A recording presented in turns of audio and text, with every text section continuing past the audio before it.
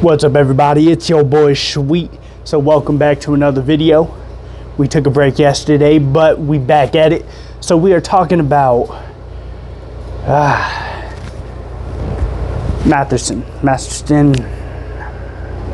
probably butchered the name, but we're talking about his trial with the allegations and everything like that.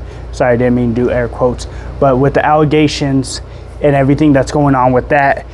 But more specifically, we are talking about Mila Kunis and Ashton Kutcher with their comments about their friend, saying that, you know, that he is a good person.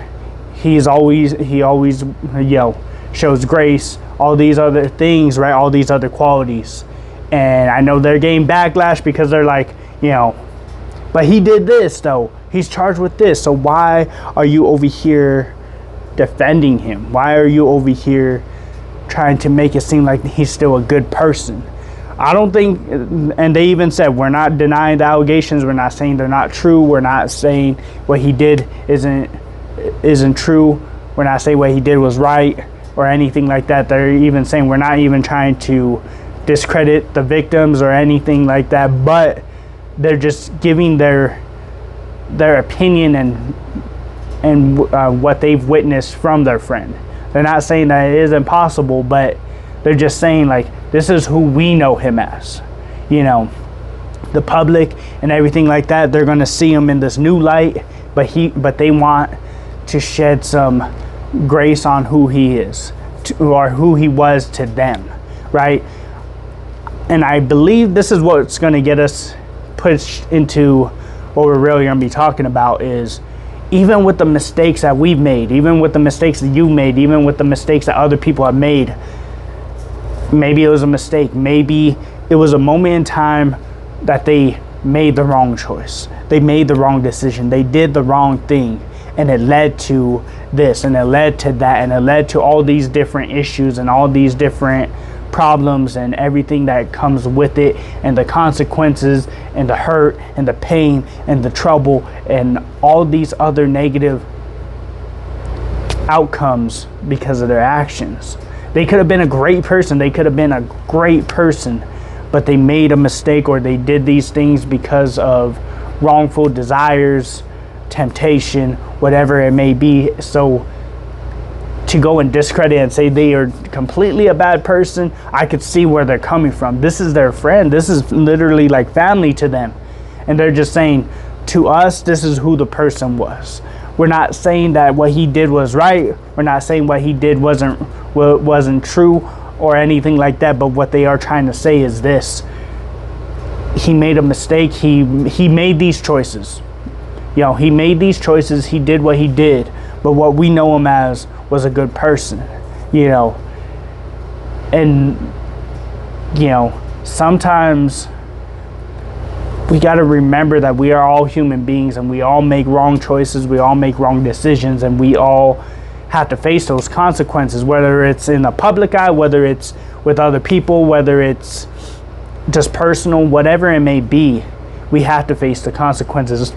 He has to face those consequences of what he did, and the actions that he took, and the people that he hurt, and the families involved, and the status of who he was now being diminished, right? So he has to live with those consequences.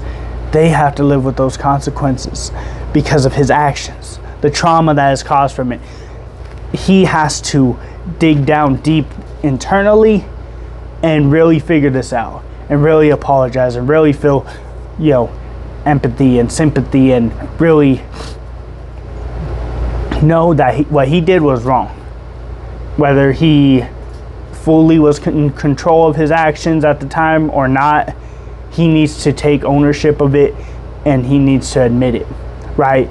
Like I said, nobody's perfect. Every single one of us has made mistakes. Every single one of us has made decisions that were not good, that were not right, and we have to live with those consequences. And it sucks.